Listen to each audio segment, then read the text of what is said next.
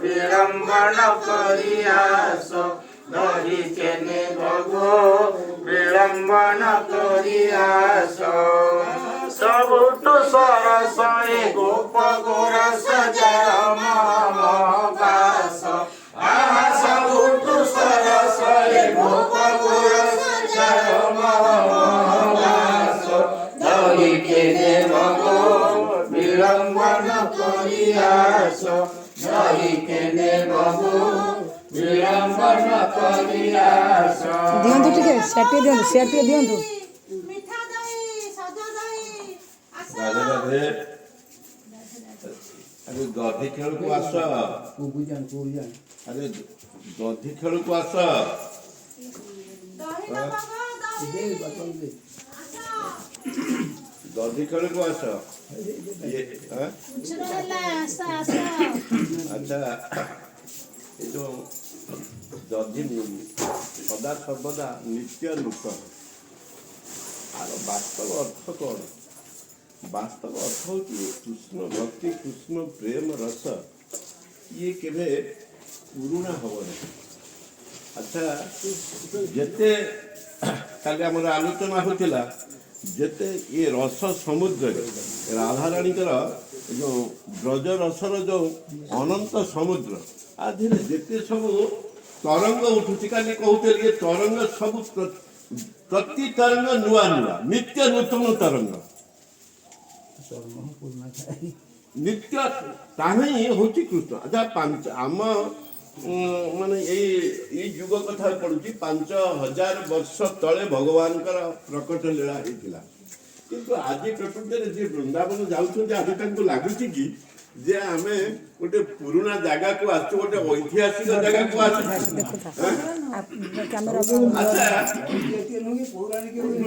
पौराणिक नुह जमी सदा सर्वदा आम पाखे अच्छा ये रास भी होची ये रास कौन तुमको गत ये 4 मास पुणी गले बसंत रास आसो तुमको मन हो रास तो जाइए से रास तो एमती हो कहीं हो नित्य नूतन रस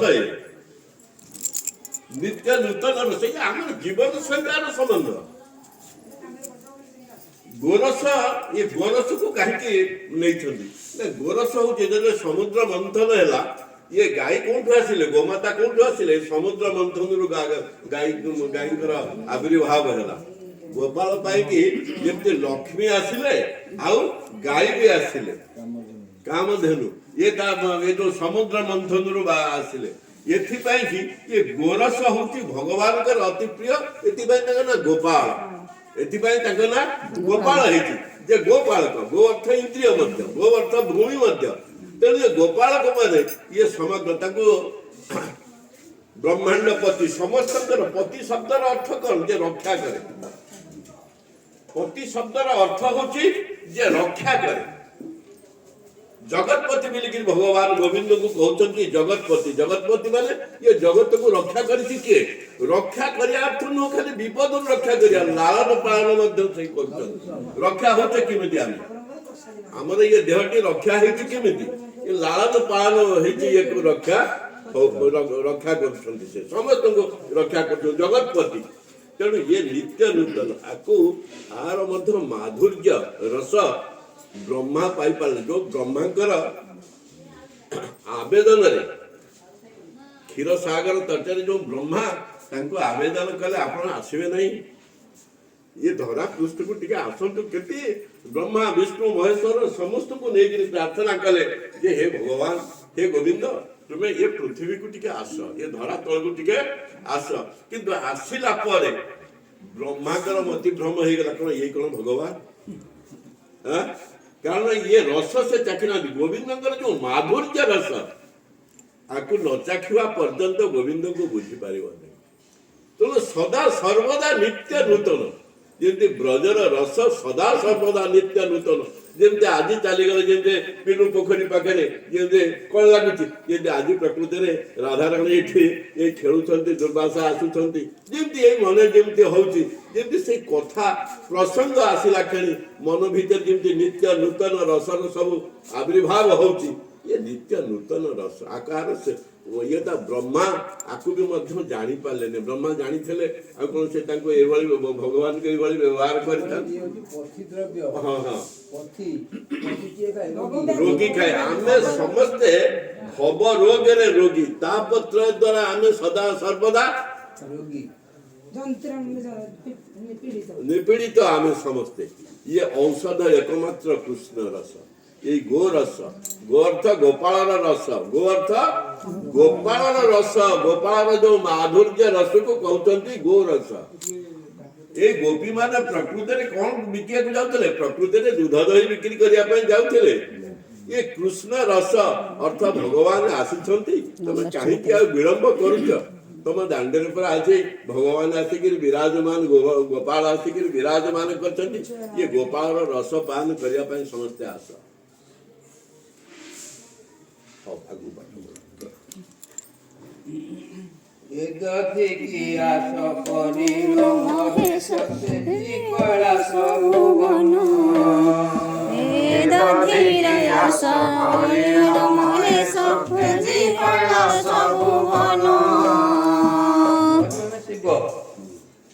गोपेश्वर नाम बही गोप ग्राम नीति दही मरदन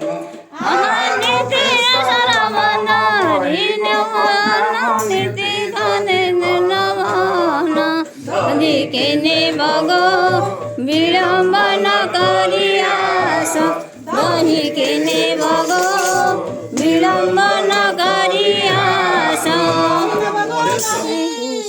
कैलाशपति महेश जिते भगवान बाल्य लीला कौन से देवतांकर भाग्य केवे देखा जाए भगवान जे गोलकर जो लीला कि बाल्य लीला भगवान जे ये लीला करुछंती बाल्य लीला माधुर्यमय लीला आकु मध्य महेश मध्य देखि नथिले जेतले जानिले जे भगवान कर आविर्भाव हेती नंद घरे भगवान कर आविर्भाव हेती केती लीला आसी करछंती तो पुओ को टिके देखा मु भिक्षा नवा पई आसिने हीरा लीला मोती माणिक्यर मोर आवश्यकता नाही मु तो साधु सन्यासी लोक मोर आधेरे कोन दरकार अछि ना तबे कोन तमर नब ना तो पुओ को टिके मा मते खाली टिके देखि देता पाद नले टिके देखै दे मुह लखैलो नाही तो मुह जदि देखिले से मते डरियो बिली भाबुचु ताले से गोतो पुओ तो पाद टिके मते दर्शन करै दे से लीला देखी जो आसिकी केमती आंट करी बसिले मु एठी बसबी तो दांडे तो जो पर्यंत तो पुओ को न देखे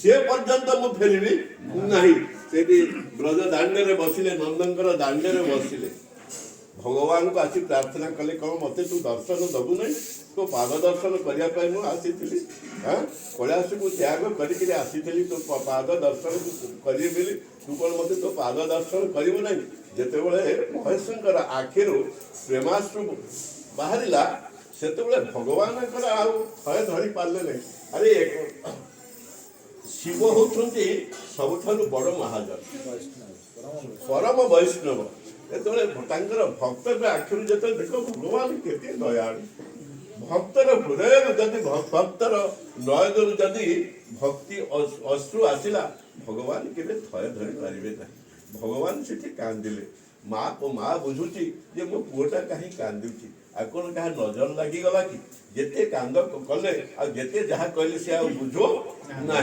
तेणु जो घरे जो सब सेविका सब थिले कहले माँ आपको क्या नजर लगी जाए झड़ा फुंका करदे भल हो तेणु क्या से जो बाबाजी आसला से गोटे तांत्रिक भाई जना पड़ू से जो बाबाजी आसला से कड़ेला से दांडे बस ना ताकू डाकियार से झड़ा फुंका करदे जमी आणिक मुझी ना कहले महेश कहते मु तो घर भीतर को जीवी ना तू मत घर फेरे देचु मुझे द्वार मुख मुझी ना तू तो पुओ को आणिक मत दे मो कोड़े ये दे मुझे झड़ा फुंका करी तेणु से आसिक जो आणिक कौन करेंगे अरे 80 वर्ष बयस पुओ जेतु पुओ पाई निज माँ तार आंट रख सी आसिक महेश कोल आसिक पुओ को देती पुओ को झड़ा खाली दर्शन मात्र के भक्त भगवान जो चारि चक्षु जो मिलन हो जाती से कौन झड़ा फुंकार कौन यही तो झड़ा फुंका जो भगवान हसिले माँ नहीं गले कहले बाबा ତମେ ଏଇଠି ରହିଯାଅ, ମୋ ପୁଅ ବଡ଼ ନହେଲା ପର୍ଯ୍ୟନ୍ତ ତମେ ଆଉ ଏଠୁ ଛାଡ଼ିକିରି ଯାଅ ନା। ତେଣୁ ତମ ମୋ ପାଇଁ କ'ଣ ବ୍ୟବସ୍ଥା କରିବ ନା, ମୁଁ ଏଇଠି ତମକୁ ଆଶେଶ୍ୱର ମହାଦେବ ଯାଇଥିଲ, ହଁ ଆଶେଶ୍ୱର ମହାଦେବ ଯାଇଥିଲେ ଦର୍ଶନ କରିବାକୁ। ଏଥିରେ ଗଲେ ପୁଣି ତମକୁ ଆଚ୍ଛା ସେଇଠି ବସିବା, ସେଇଠି ବସିକିରି ପୁଣି ସେଇଠି ସତ୍ସଙ୍ଗ ହବ, ବୁଝିଲ। ଆଶେଶ୍ୱର ମହାଦେବଙ୍କ ପାଖରେ ସେଇଠି ଆଶା କରିକିରି ସେ ବସିଛନ୍ତି, କେତେବେଳେ ଗୋବିନ୍ଦ ପୁଣି ହେଇକିରି ବସିଲେ। କିନ୍ତୁ ସନ୍ଧ୍ୟା ହେଲେ ସେ ଗୋପୀ ବେଶ ଧାରଣ କରନ୍ତି, ଗୋପୀ ବେଶ ଦେଖି ସବୁ ମାନେ ଇଏ କରନ୍ତି। ରାସକୁ ଯିବାର୍ଥ ତାଙ୍କ ନାଁ ହଉଛି ତ୍ରିଲୋଚନା ସଖୀ, ବୁଝିଲା। ତେଣୁ ମହେଶ ମଧ୍ୟ ତାକୁ କେହି ତ ପାଇନଥିଲେ, ଦର୍ଶନ କେହି ପାଇନଥିଲେ ନାଇଁ। ନନ୍ଦ ଯଶୋଦାଙ୍କର ଆଉ ଆପଣ ମାନଙ୍କର ଯୋଉ ଗୋପୀଜନ ମାନଙ୍କର ଯୋଉ ପ୍ରେମର ଯୋଉ ଆକର୍ଷଣ, ତାହା ତାଙ୍କୁ ଏ ଧରାବତରଣ କରିବାକୁ ବାଧ୍ୟ କଲା ଭଗବାନଙ୍କୁ। ଭଗବାନଙ୍କର ଇଚ୍ଛା ଅଛି ମୁଁ ଏ ରସ ପାନ କରିବି, କାରଣ ଭଗବାନଙ୍କର ଯୋଉ ଗୋଲକରେ ଏ ମାନ ଅଭିମାନ ନାହିଁ। ଏ ଯୋଉ ମାନ ଅଭିମାନର ଲୀଳା ଗୋଲକରେ ନାହିଁ। ସେଠି ଯୋଉ ପରକିଆ ପ୍ରୀତି, ସେଠି ଏ ପରକିଆ ପ୍ରୀତିଟା ସ୍ୱକିଆ ହେଇଗଲାଣି କୋଉଠି ଗୋଲକରେ। ये परकिया प्रीतिर जो आस्वादन चैतन्य चरितामृत जो पढ़व ताले जान परकिया प्रीतिर महाप्रभु केमी चैतन्य परकिया प्रीतिर आपको वर्णना कर तेणु ताहा केवल ये संभव बोलिक भगवान आ राधाराणी तथा गोपीजन मान को लेकर आसिक लीला ये आस्वादन करा भक्तर आस्वादन करना भगवान भी आस्वादन करुला काली कौन कहले रासरे काली कौन कहले कहले तमें मत जो तुम समस्त संसार को त्याग कर समस्त देह धर्म वेद धर्म समाज धर्म सबू त्याग कर पुत्र स्वामी तुम समस्त परिवार को तुम त्याग कर मो तुम जो निज को उत्सर्ग कर आर मु सुझी पारि ना आर ऋण मु सुझी पारि ना जदि देवता मानकर आयुष्य मु पाए तुमको जदि किमिति सुझी जदि तुम मत कृपा कर मत छाड़ीदब तुम मत क्षमा करदब जे जहाँ लोन जो बढ़ीगला से तो कहला देवालिया हो गला आ तू मत तो मागे ना तू जा जा जा जा जा मत जदि तुम यही भाव में देख भगवान आसुड़ प्रार्थना ये भगवान तो गौर अवतार ने गौर अवतार नहीं गोपीजन मान जी कांदी भगवान से रस को आस्वादन करने आहरी ताठू कांदिले कहाँ जाओ कहाँ पाओ मुरली बदल नहीं गंभीरा भितर जो प्रकार गौरांग महाप्रभुकर जो लीला आखि कान नाक जो रक्त धार धार छुटी कहीं गोपी रस को आस्वादन करने ये रस एते मूल्यवान ये रस को भगवान स्वयं राधा और कृष्ण मिलित तनु अवतार ने नदियार अवतार नहीं नीलाचल जो गंभीरा काशी मिश्र घरे जो से घरे रही जो आस्वादन कले देहाबोध रहा नहीं देहाभिमान रहा नहीं यही रस ये गुप्त आउ कौन अलभ्य रस ये दुर्लभ रस जो रस को आमे आमर पूज्य किए बाबा द्वारा आमको आस्वादन करने सुजोग आमको मिली दिने पास पानी पिता सुनी दिने पास पानी पिता शुणी रजे थिले दधी चाकी गणेश लिखन पठन करी नृत्य गान रही गले होई गोपी लिखन पठन करी नृत्य गान रही गले होई गोपी रही केने रही केने विडम्बना करिया सबु सरसई गोप सबु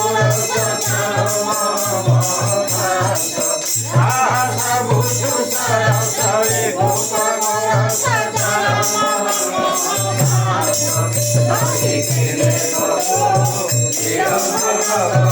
ଆସ ଦହି କେନେ ଭଗୋ ବିଳମ୍ବ କରି ଆସ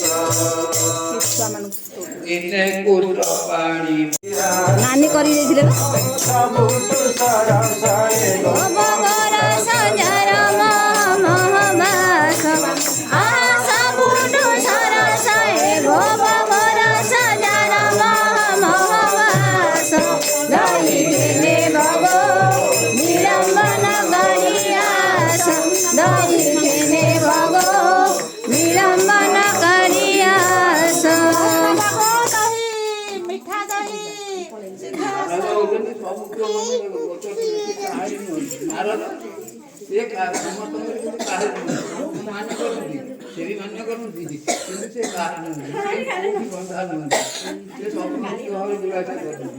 କିନ୍ତୁ ଏଇଠି ପଶିଗଲେ କହିଲି ଆଉ ଯାଇପାରିଲେନି। ଡାକିଲେ ସେ ଘର ଦେଇଦେଲି ଗୋପାଳ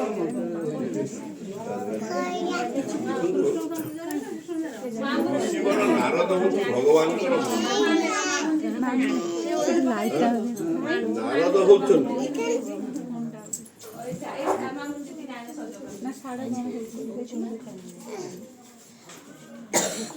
ନାରଦ ହଉଛନ୍ତି ଋଷି ନାରଦ ହଉଛନ୍ତି ଭଗବାନଙ୍କର ମନ। ଇଏ ଲୀଳା ଦ୍ୱାପରର ଲୀଳା ହେଇଥିଲା, କିନ୍ତୁ ନାରଦ ତ ପରମ ବୈଷ୍ଣବ, ବ୍ରହ୍ମାଙ୍କର ମାନସ ପୁତ୍ର ନାରଦ। ଏ ତ ହଉଛନ୍ତି ଯେ ପରମ ବୈଷ୍ଣବ। ତ ଇଏ କଣ କଲେ ଆମେ ବୁଝିଲ ରାଧେ ରାଧେ।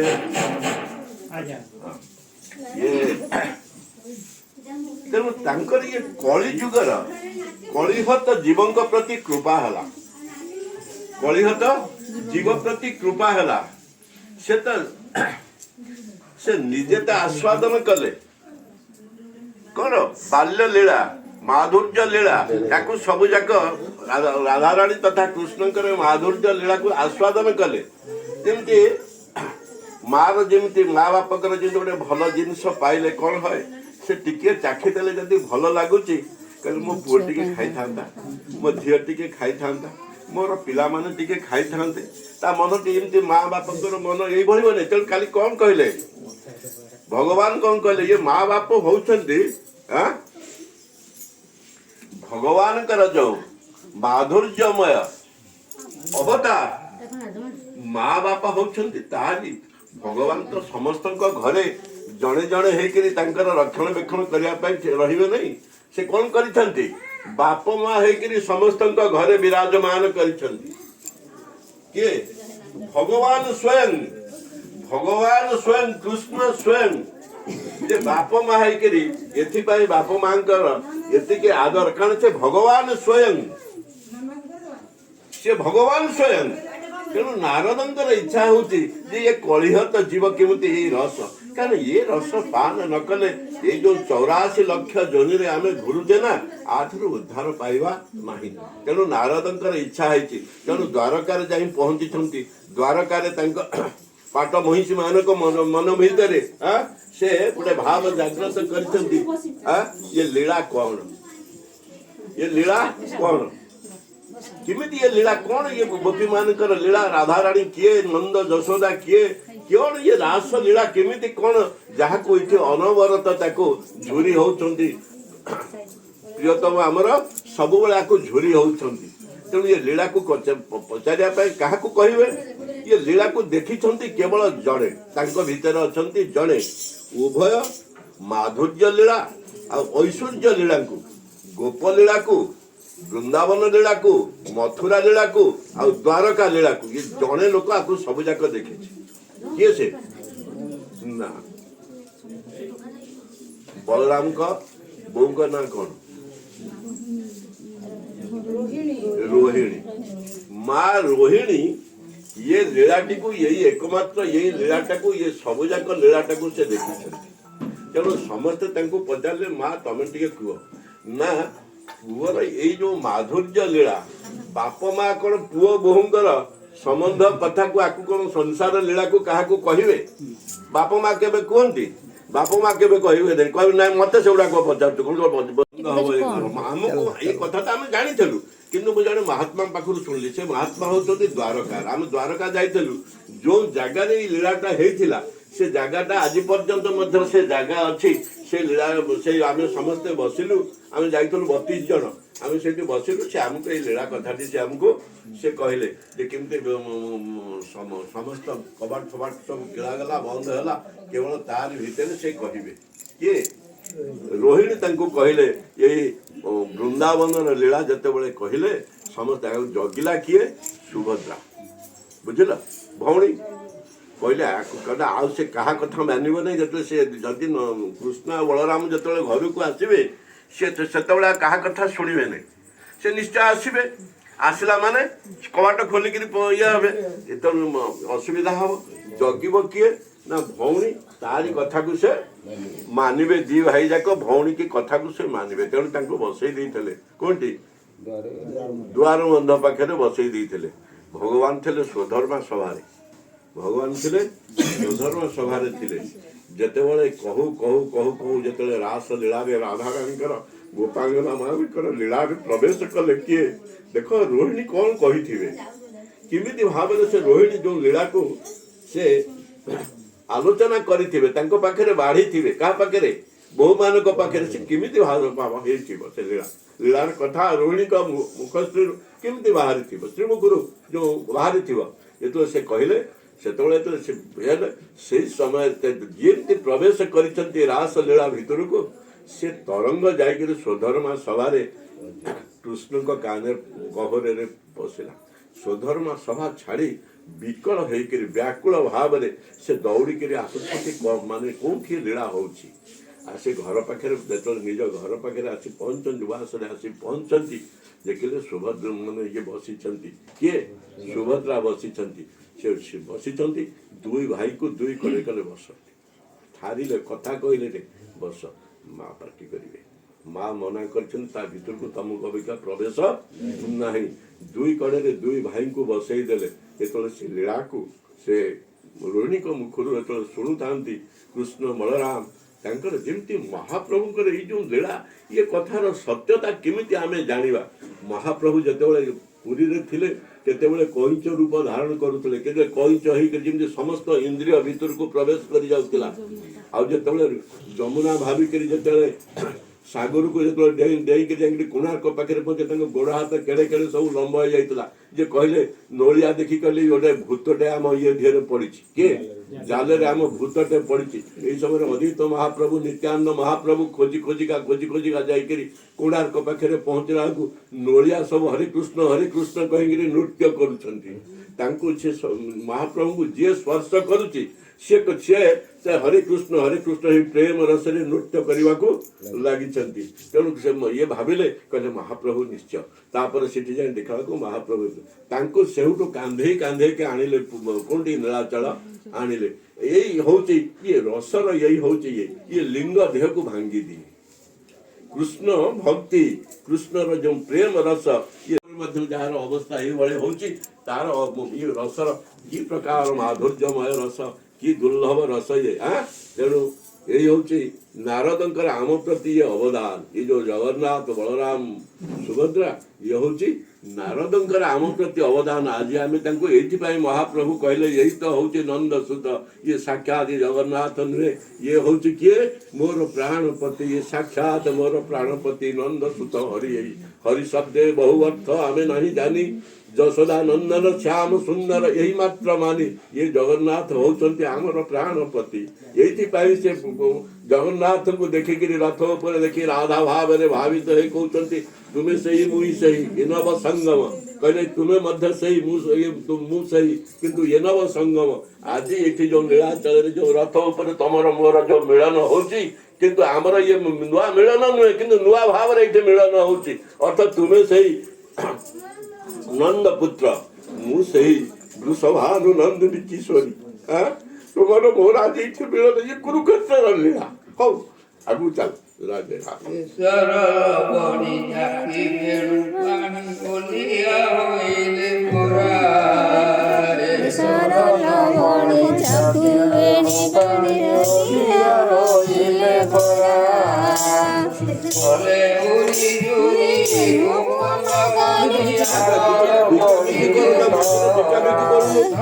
কালে ওটি চুরি গোপন করিয়া মোর পড়িলা ধরা কেনে ভগো বিলম্বন করিয়াছ কেনে ভগো বিলম্বন করিয়াছ অসমুদ্র সারা ধন্দা অর্জুন